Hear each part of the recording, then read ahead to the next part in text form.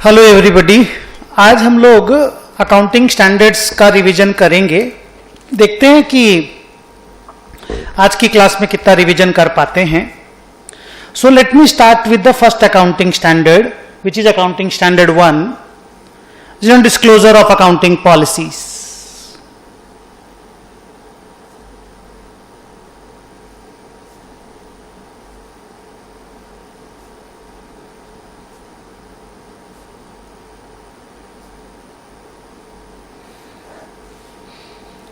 Accounting policies का मतलब होता है वो अकाउंटिंग प्रिंसिपल्स एंड वो methods of applying the principles which we had adopted in order to prepare and present our financial statements. मतलब हमारी balance sheet, P&L, cash flow वगैरह को बनाने के लिए हमने अकाउंट्स के जिस नियम को, जिन मेथड्स को यूज किया है, वो हमारी अकाउंटिंग पॉलिसीज होती हैं। नाउ ICAI का बोलना है अकाउंटिंग स्टैंडर्ड 1 में कि आपकी जितनी भी सिग्निफिकेंट अकाउंटिंग पॉलिसीज होती हैं वो आपको डिस्क्लोज करना पड़ता है। मतलब एक नोट्स ऑन अकाउंट्स बनाना है, उसमें आपकी सारी सिग्निफिकेंट अकाउंटिंग पॉलिसीज का डिस्क्लोजर होना है। सारे डिस्क्लोजर एक जगह पे होने चाहिए। सारे डिस्क्लोजर को पार्ट ऑफ फाइनेंशियल स्टेटमेंट माना जाना चाहिए और सारी सिग्निफिकेंट अकाउंटिंग पॉलिसीज डिस्क्लोज होनी चाहिए। सिग्निफिकेंट का मतलब है इंपॉर्टेंट, इंपॉर्टेंट का मतलब है रेलेवेंट, रेलेवेंट का मतलब है जो लोगों के डिसीजन मेकिंग में इंफ्लुएंस करे या हेल्प करे। तो बेसिकली आप जिनको मानते हो, बिकॉज फाइनेंशियल स्टेटमेंट बनाने की जिम्मेदारी मैनेजमेंट की होती है, तो मैनेजमेंट जिनको मानता है कि हाँ भाई ये पॉलिसीज रेलेवेंट हैं, इनका नॉलेज लोगों को होना चाहिए, उन सारी पॉलिसीज को डिस्क्लोज करना है, एक जगह पे डिस्क्लोज करना है, और वो disclosure should form part of financial statements. अच्छा, ICAI कभी भी नहीं बोलता कि आप कोई भी कंपनी हो, मतलब रिलायंस, ओटिस्को हो, गेल हो, NGC हो, भेल हो, सबको नहीं बोलता कि ये देखो ये 50 अकाउंटिंग पॉलिसीज है, लो इसमें से सिलेक्ट कर लो। नो, ICAI का ये मानना है कि डिफरेंट इकोनॉमिक एनवायरनमेंट में, डिफरेंट टाइप ऑफ बिजनेसेस में काम करने वाली कंपनियों का अकाउंटिंग पॉलिसीज कभी भी सेम नहीं हो सकता। एक सर्विस सेक्टर का अकाउंटिंग पॉलिसी एक मैन्युफैक्चरिंग बिजनेस की अकाउंटिंग पॉलिसी से अलग होगा।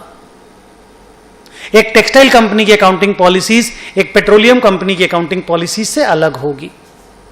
और मेजर एरियाज जहां पे अकाउंटिंग पॉलिसीज अलग होती हैं उनमें एक है inventory, depreciation, investment accounting, contract, fixed sets, contingent liabilities को लेकर के जो भी ट्रीटमेंट्स हैं, इन सब में लोगों की अकाउंटिंग पॉलिसीज अलग अलग होंगी। हाँ, ICAI ये कोशिश करता है कि अकाउंटिंग स्टैंडर्ड्स बना करके जितनी हो सके ऑप्शंस को लिमिटेड किया जाए। अगर too many options will be given तो too many confusions will occur and comparability will be lost. So ICAI time to time accounting standards बनाता रहता है, उसमें मल्टीपल ऑप्शंस देता है, लेकिन इतना भी मल्टीपल नहीं कि 50, 100, 200 ऑप्शन दे दिया। मैक्सिमम 2, 3, 4 ऑप्शंस रहते हैं। लेकिन ICAI ने पिछले 25-30 सालों में यह कोशिश की है कि जितना हो सके ऑप्शंस को कम किया जाए जिससे कंपेरेबिलिटी इंप्रूव हो सके। नाउ डिस्क्लोजर्स जो इन्होंने बोला कि सारी अकाउंटिंग पॉलिसी का डिस्क्लोजर होना चाहिए, उसकी जरूरत क्यों है? What is the necessity? The answer is, अगर आप कोई भी फाइनेंशियल स्टेटमेंट को, एक balance sheet, P&L, cash flow को आप स्टडी करते हो और आपको यह मालूम नहीं है कि इसकी अकाउंटिंग पॉलिसीज क्या हैं जिसके बेस पे इन्होंने ये बैलेंस शीट बनाई है, मालूम नहीं मालूम, और आप फाइनेंशियल स्टेटमेंट स्टडी करते हो, तो आपको जो चीज जितना समझ में आता है, जितना भी समझ में आता है, अगर आपको अकाउंटिंग पॉलिसीज का भी नॉलेज होता उसी कंपनी का और फिर आप फाइनेंशियल स्टेटमेंट को स्टडी करते, तो आपको डेफिनेटली उससे बेहतर समझ में आएगा। जितना बेहतर आप पहले समझे थे ना, without the knowledge of accounting policies, financial statement को आप जितना समझे थे उससे ज्यादा समझ पाएंगे अगर आपको पॉलिसीज का भी नॉलेज होगा। आपको पता रहेगा depreciation has been provided using WDV basis, the rates are as per the companies act 2013। आपको पता रहेगा goodwill is being amortised in 5 years, inventories are valued at cost और NRV whichever is lower, raw material has been brought down below cost only when the finished goods are not able to recover cost, and replacement cost has been taken as the NRV of raw materials. ये सब बातें अगर आपको मालूम रहेंगी और फिर अगर आप फिनेंशियल स्टेटमेंट पढ़ोगे तो ऑब्वियसली फिनेंशियल स्टेटमेंट आपको बेहतर समझ में आएगा। तो disclosures improve understandability, and understandability is a quality of financial statements. अब आते हैं कि आईसीएआई का बोलना है कि देखो डिस्क्लोजर ऑफ अकाउंटिंग पॉलिसीज को लेके तो हमको जो बोलना था बोल दिया। हमको बोलना था कि डिस्क्लोजर होना चाहिए, एक जगह पे होना चाहिए जो कि नोट्स ऑन अकाउंट्स है, और डिस्क्लोजर को पार्ट ऑफ फिनेंशियल स्टेटमेंट होना चाहिए क्योंकि notes part of financial statement होता है। बोला मेन बात हमने बोल दिया, लेकिन 3-4 बातें हमको और बोलनी है। जैसे एक बात है कि हिंदुस्तान में जितने भी फिनेंशियल स्टेटमेंट बनते हैं, वो 3 फंडामेंटल अकाउंटिंग अजम्पशंस को फॉलो करके बनते हैं। फंडामेंटल अकाउंटिंग अजम्पशंस का मतलब हुआ वो रूल्स एंड रेगुलेशंस, वो कॉन्सेप्ट्स जिनको सारी एंटिटीज अपने फाइनेंशियल स्टेटमेंट्स बनाते वक्त फॉलो करती हैं। एकदम बेसिक रूल्स जिसको कहते हैं ना, उनको फंडामेंटल अकाउंटिंग अजम्पशन बोलते हैं। जैसे चलने के लिए खड़ा होना पड़ेगा, नहाने के लिए पानी की जरूरत है। तो ये जो कुछ बातें हैं ना, इसी तरह के अकाउंट्स में कुछ नियम है जिनको हर कोई फॉलो करता है, और क्योंकि हर कोई फॉलो करता है तो हर दूसरा आदमी जानता है कि ये फॉलो हो रहा होगा। जैसे मैं अगर रिलायंस की बैलेंस शीट मेरे हाथ में आएगी तो मेरे को ये मन में रहेगा कि ये 3 फंडामेंटल अकाउंटिंग अजम्पशन तो जरूर फॉलो हुआ होगा, क्योंकि इसको तो सभी फॉलो करते हैं। और क्योंकि सभी फॉलो करते हैं इसलिए किसी को भी बताने की जरूरत नहीं कि मैंने इनको फॉलो किया है। लेकिन अगर ये फंडामेंटल अकाउंटिंग अजम्पशंस में से एक भी अजम्पशन किसी ने भी फॉलो नहीं किया तो उसको नोट्स में डिस्क्लोजर करना पड़ता है कि मैंने ये वाला फंडामेंटल अकाउंटिंग अजम्पशन फॉलो नहीं किया। नाउ क्या है फंडामेंटल अकाउंटिंग अजम्पशन? पहला है गोइंग कंसर्न, दूसरा है कंसिस्टेंसी, तीसरा है अक्रूवल। गोइंग कंसर्न का बेसिक मतलब है कि कोई भी बिजनेस एंटिटी अपना जब फिनेंशियल स्टेटमेंट्स बनाती है तो वो ये सोच के बनाती है कि ये एंटिटी आने वाले दिनों में जल्दी से बंद होने वाली नहीं है, ये अपने ऑपरेशन को मटीरियली कर्टेल करने वाली नहीं है, ये अपने धंधे को फॉरएवर कंटिन्यू करेगी। और इसीलिए ये अपने असेट्स को हिस्टोरिकल कॉस्ट पे दिखाती हैं और अपने रेवेन्यू एक्सपेंसेस को पीएल में दिखाती हैं। कंसिस्टेंसी का मतलब है कि कोई भी अकाउंटिंग पॉलिसी अगर मैं एक बार अडॉप्ट करता हूं तो आने वाले साल दर साल I will be continuously consistently following the same accounting policies year after year. Accrual concept का मतलब होता है कि कोई भी एक्सपेंस, कोई भी इनकम हम जब P&L में लिखेंगे तो अक्रूवल बेसिस पे लिखेंगे। हम इस बात को नहीं सोचेंगे कि पैसा हमने पे किया या पैसा हमको मिला या नहीं मिला। अगर इनकम अक्रू हो गया तो हम इनकम लिख देंगे, खर्चा अक्रू हो गया तो हम खर्चा लिख देंगे, पेमेंट नहीं हुआ अगर तो बैलेंस शीट में आउटस्टैंडिंग लायबिलिटी लिख देंगे, पर खर्चा तो पीएल में लिखेंगे ही लिखेंगे।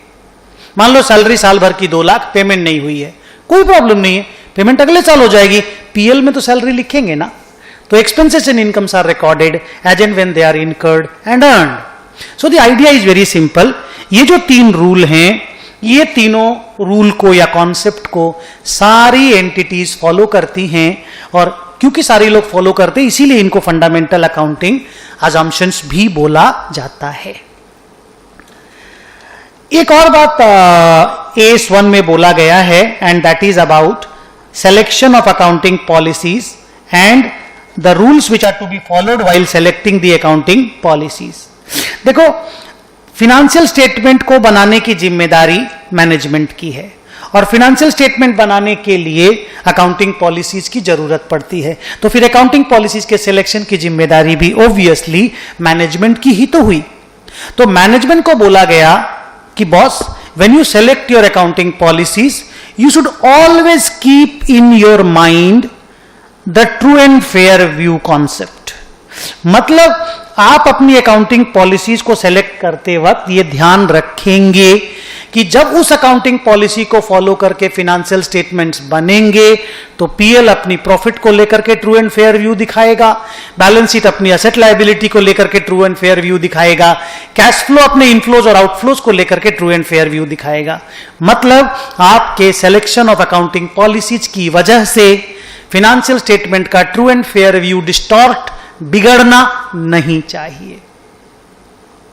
इसके लिए आईसीआई ने 3-4 बातें और बोली। उन्होंने एक बात बोला, सब्सटेंस ओवर फॉर्म। उन्होंने बोला कि अगर किसी भी पॉलिसी को सेलेक्ट करते वक्त, फिनेंशियल ट्रांजैक्शन को लिखते वक्त अगर आपको यह लगे कि इसके सब्सटेंस एंड फॉर्म एक दूसरे को कॉन्ट्राडिक्ट कर रहे हैं, फॉर्म मतलब ट्रांजैक्शन जैसा दिखाई दे रहा है, सब्सटेंस मतलब ट्रांजैक्शन जैसा है, फॉर्म मतलब थॉट, सब्सटेंस मतलब रियलिटी। अगर रियलिटी थिंकिंग से अलग है, रियलिटी के साथ रहिए, थिंकिंग के साथ नहीं। मैं सोचता हूं कि तुम बहुत अच्छा लड़का है, पर मुझे पता चला कि तुम बहुत बुरा लड़का है, तो तुम बुरा लड़का है, तुम अच्छा नहीं है। मेरे सोचने से क्या होता है? भाई ये तेरे लिए नहीं बोला, इतने दिन के बाद क्लास में तुम लोगों से इस तरह का थ्योरी का बात कर रहा हूं तो मेरे को मजा लेने का मन किया कि एक तो हंसी मजाक का बात कर दूं, तो मैंने किया। सुना, सब्सटेंस ओवर फॉर्म का मतलब हुआ कि भाई ट्रांजैक्शन को सच की बेसिस पे रिकॉर्ड किया जाए, सोच की बेसिस पे नहीं। कैसा लगता है ट्रांजैक्शन, उसके बेस पे रिकॉर्ड नहीं किया जाए, कैसा सच्ची में वो ट्रांजैक्शन है उसके बेस पे उसको रिकॉर्ड किया जाए। फिर एक रूल है प्रूडेंस का। अच्छा, आईसीआई का मानना है कि अगर आप substance over form, prudence, materiality, इन सब बातों को अगर आप फॉलो कर लोगे ना तो true and fair view automatically आ जाएगा। मतलब एकदम ऑटोमेटिकली नहीं आएगा, और भी बहुत सारा काम करना पड़ेगा, पर ये 3 बातें भी करनी पड़ेंगी ट्रू एंड फेयर व्यू लाने के लिए। कोशिश तो सारी करनी पड़ेगी कि हर जगह हर वक्त तुम ट्रू एंड फेयर व्यू लाओ। मतलब तुम सच बोलो, मतलब तुम फेथफुल रहो, मतलब तुम अनबायस्ड रहो, मतलब तुम जो बोलो कंप्लीट बोलो, मतलब तुम एरर फ्री रहो, मतलब तुम मिस्टेक ना करो। ये सब कुछ तुम करोगे तो ट्रू एंड फेयर रहोगे। तो पॉलिसी सेलेक्ट करते समय भी ये सब बातों को ध्यान रखो। Faithfulness, truthfulness, unbiased, correct, complete.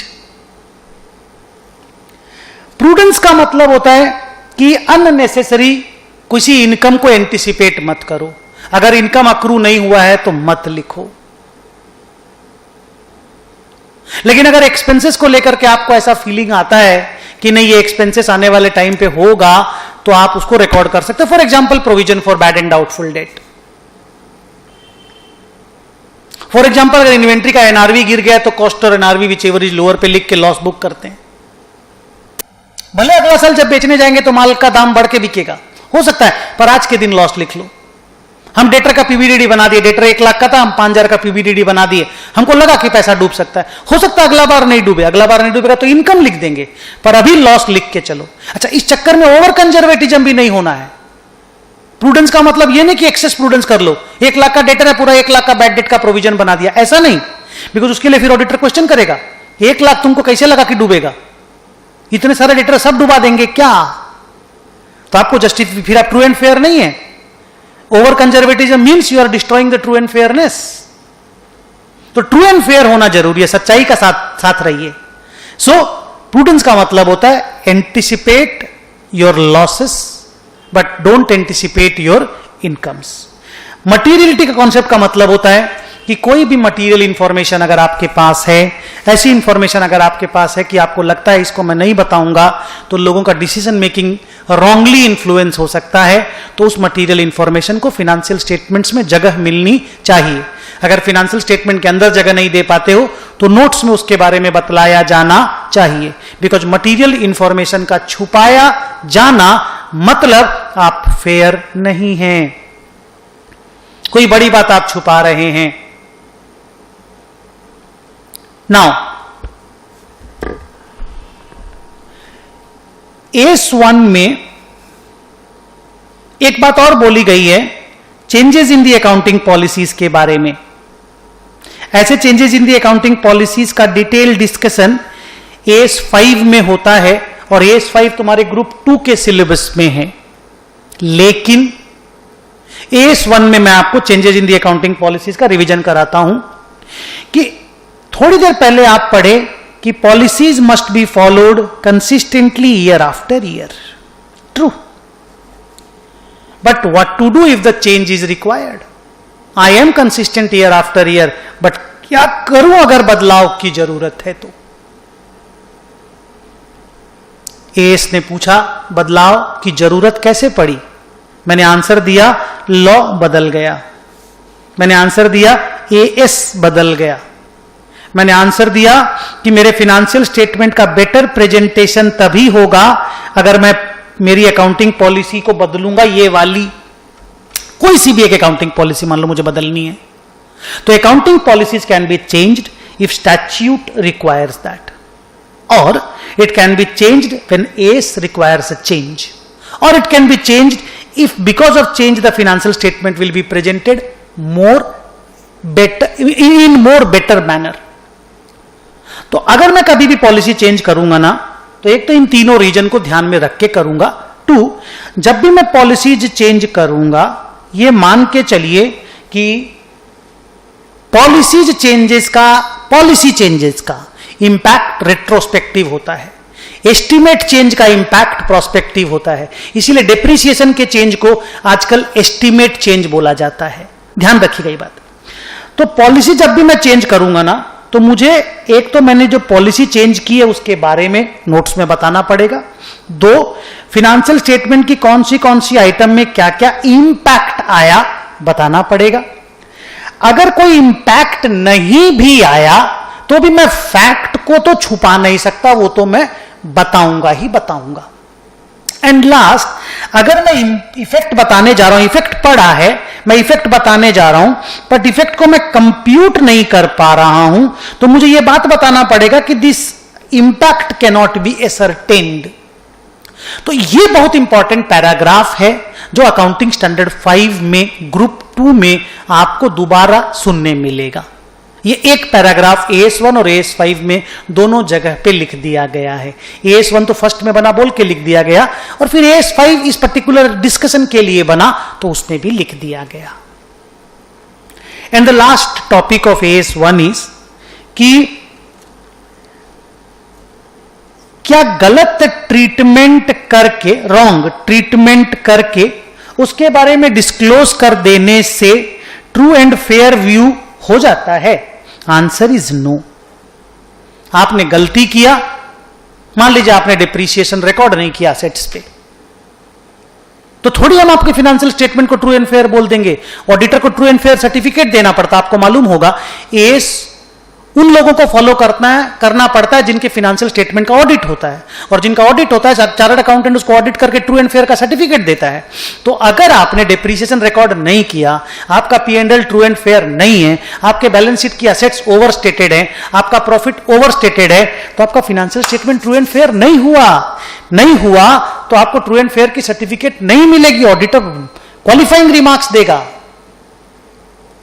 तो AS1 ने साफ बोला कि रॉन्ग अकाउंटिंग ट्रीटमेंट करके उसका डिस्क्लोजर कर देने से चलता नहीं है. रॉन्ग को राइट करिए, फिर राइट की सारी बातों का डिस्क्लोजर कीजिए कि लोगों को आपका फाइनेंशियल स्टेटमेंट समझ में आए. सारी अकाउंटिंग पॉलिसी बताइए ताकि लोग आपके फाइनेंशियल स्टेटमेंट को बेहतर तरीके से समझ पाएं, डिसीजन मेकिंग अच्छे से कर पाएं. अच्छे से नोट्स ऑन अकाउंट्स बनाइए, उसमें सारा डिटेल दीजिए ताकि लोग आपके फाइनेंशियल स्टेटमेंट को समझ पाएं. जैसे मैं कंपनी बैलेंस शीट में नोट्स बनाने बोल रहा था, शेयर कैपिटल के बारे में वो लिखो, रिजर्व सरप्लस के बारे में वो लिखो, बोरोइंग के बारे में वो बताओ, मोर्टगेज के बारे में बताओ, रेट ऑफ इंटरेस्ट के बारे में बताओ, डिफॉल्ट के बारे में बताओ, पार्टली पेड शेयर के बारे में बताओ, प्रेफरेंस शेयर कैपिटल के रिडम्पशन के बारे में बताओ. सब बताओगे तो लोग आपके फाइनेंशियल स्टेटमेंट को बेहतर तरीके से समझ पाएंगे. और इसी के लिए डिस्क्लोजर ऑफ अकाउंटिंग पॉलिसी का AS बना कि भाई डिस्क्लोजर जितना ज्यादा होगा अंडरस्टैंडेबिलिटी उतनी ज्यादा बढ़ेगी. जैसे आप मेरे को बार बार बोलते सर एग्जांपल दीजिए, इसके बारे में डिटेल में समझाइए, तो वो डिटेल देने का नाम है disclosure of accounting policies. Thank you.